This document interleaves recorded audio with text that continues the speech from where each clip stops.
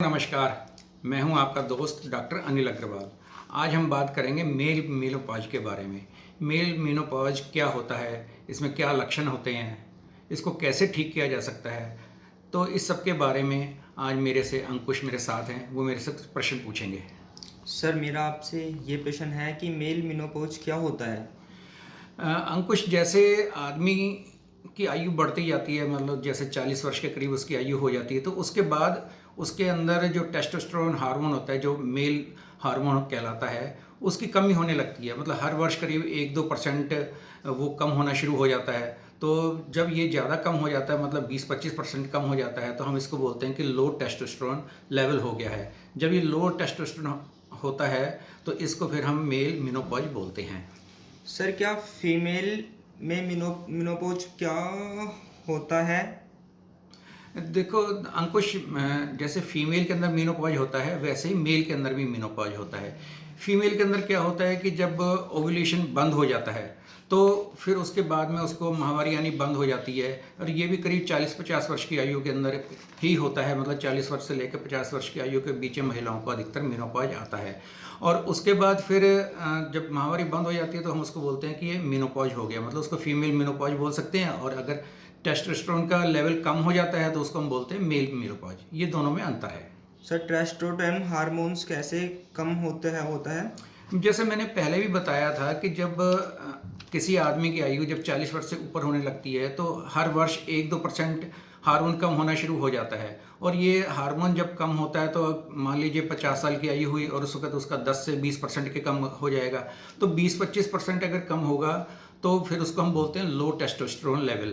जब testosterone level कम होता है तो उस पर हम बोलते हैं कि इसको मेल मेनोपॉज हो गया, क्योंकि मेल के अंदर होता है इसलिए हम इसको मेल बोल रहे हैं। हालांकि मेनोपॉज शब्द जो है वो महिलाओं के अंदर ज़्यादा पॉपुलर है, जबकि पुरुषों के अंदर हम ये वाला शब्द बहुत कम इस्तेमाल करते हैं, बहुत कम लोगों को पता है। ये तो तुमने पूछ लिया था तो मैंने इसके ऊपर तुम्हें बताना शुरू कर दिया कि मेल मेनोपॉज क्या होता है। सर, लो टेस्टोस्टेरोन लोअर होने पर आदमी में क्या लत होती अंकुश, क्या होता है कि लक्षण जो हैं, जब टेस्टोस्टेरोन लेवल कम हो जाता है तो फिर कुछ ना कुछ सिम्टम्स पैदा होंगे। बहुत सारे लोगों में कोई भी सिम्टम नहीं आता है कि भाई उसके अंदर कोई सिम्टम क्या आना चाहिए क्या नहीं आना चाहिए, कुछ भी नहीं होता है। उसे कुछ महसूस भी नहीं होता है। थोड़ा बहुत उसको लगता है कि उसकी सेक्सुअल डिजायर कम हो गई है, तो उस थोड़ी सी सेक्सुअल डिजायर कम होने से उसको कुछ महसूस नहीं होता। सबको ही पता है कि जैसे उम्र बढ़ती जाती है तो सेक्सुअल डिजायर कम होती जाती है, तो वो कुछ महसूस नहीं करता। लेकिन कुछ लोगों को कुछ ज़्यादा सिम्टम आने शुरू हो जाते हैं, तो उसको फिर हम कहते हैं कि ये मेल मेनोपॉज के सिम्टम्स हैं। तो इसके अंदर क्या होता है कि जिस तरह से रोगी को जो है उसका मसल्स जो हैं वो कमज़ोर होनी शुरू हो जाती हैं, पतली हो जाती हैं, तो व्यक्ति पतला होना शुरू हो जाता है। लेकिन उसका बॉडी का फैट बढ़ना शुरू हो जाता है। जब फैट बढ़ता है तो वो मोटा होता है, और सेक्सुअल डिजायर उसकी कम हो जाती है। इरेक्टाइल डिसफंक्शन भी होने लगते हैं कि उसको संभोग करते हुए जो है पूरा तनाव नहीं आता है। तो इस तरह के उसको सिम्टम आने शुरू होते हैं। इसके अतिरिक्त उसके ब्रेस्ट भी कई लोगों के आपने देखा होगा कि बड़े हो जाते हैं ओल्ड एज के अंदर, या पेट भी निकल आता है। तो ये सारा क्योंकि फैट बढ़ता जा रहा है तो उस वजह से ये सब चीज़ें दिखनी शुरू होती हैं। और उसकी दाढ़ी के बाल कम हो जाते हैं, सिर के बाल कम हो जाते हैं। तो ये सारे सिम्टम्स जो है मेल मेनोपॉज के होते हैं। इसके अतिरिक्त उसके अंदर चिड़चिड़ापन आ जाता है, उसके अंदर डिप्रेशन की फीलिंग आनी शुरू हो जाती है। उसको हॉट फ्लश ही जाते हैं, जैसे महिलाओं को हॉट फ्लश ही जाते हैं, कुछ पुरुष भी होते हैं जिनको हॉट फ्लश ही जाते हैं, और उनको पसीना भी ज़्यादा आना शुरू हो जाता है। वो लो एनर्जी फील करते हैं, उनका किसी काम में मन नहीं लगता है। जो कॉन्फिडेंस लेवल पहले होता है उनका 40 वर्ष से पहले, या जब तक टेस्टोस्टेरोन लेवल पूरा होता है, तो वो कॉन्फिडेंस लेवल भी उनका कम हो जाता है, और उनको लगता है कि मैं चीज़ें भूल भी जा रहा हूँ। ये भी टेस्टोस्टेरोन का ही कारण होता है कि जो उसको लगता है कि अब मेरे को नींद भी पूरी नहीं आ रही, या सारे दिन में ऊँगता रहता है, वो ऐसे सो गया है, कहीं बैठा वहीं सो गया है। तो ये भी इसी के कारण होता है, मेल मेनोपॉज के कारण से। सर, क्या इस हार्मोन्स के लिए इंजेक्शन लगवाने सही है? हाँ, इसके इंजेक्शन्स आते हैं टेस्टोस्टेरोन के, जो कि लगाए जा सकते हैं। लेकिन अभी तक जो स्टडी चल रही है उसके हिसाब से इसके कुछ साइड इफ़ेक्ट भी होते हैं और कुछ फ़ायदा भी होता है। तो किसी व्यक्ति को अगर इनफर्टिलिटी की शिकायत इसकी वजह से हो रही है और उसको अभी इनफर्टिलिटी नहीं होनी चाहिए, तो उस केस के अंदर ये इंजेक्शन लगाए जा सकते हैं। नहीं तो अभी कुछ डॉक्टर कहते हैं लगाने चाहिए, कुछ कहते हैं नहीं लगाने चाहिए, क्योंकि अलग अलग रिसर्च चल रही हैं। क्योंकि इसके लगाने से कई बार ऐसा भी होता है कि कोई व्यक्ति को जो प्रोस्टेट कैंसर हो जाता है या कोई अन्य बीमारी भी हो सकती है। तो इसलिए अभी इसके पूरा ये नहीं कह सकते हैं कि हमें लगवाना चाहिए नहीं लगवाना चाहिए। लेकिन फिर भी अगर आपको लगता है कि लगवाना चाहिए तो किसी भी एंडोक्राइनोलॉजिस्ट से मिलें और फिर वो जो कहेगा वही आपको करना चाहिए। उसके अतिरिक्त अपने आप अपनी मर्जी से जाके खरीद के और डॉक्टर से लगवा लें, ऐसा बिल्कुल भी ना करें। सर होम्योपैथिक में इसका इलाज क्या है?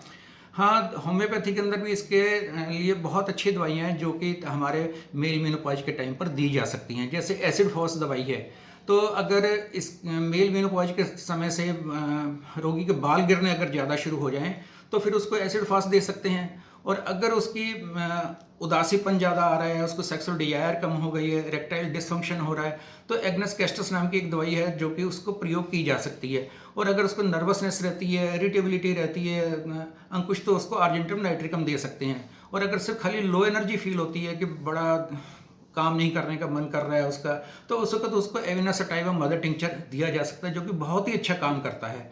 और अगर खाली सिंपल इम्पोटेंसी आ रही है, लो लिबिडो है, तो एक होम्योपैथी में दवाई है ब्राइटाकार, उसका इस्तेमाल किया जा सकता है उस वक्त, तो उससे भी उसको फिर फ़ायदा होता है।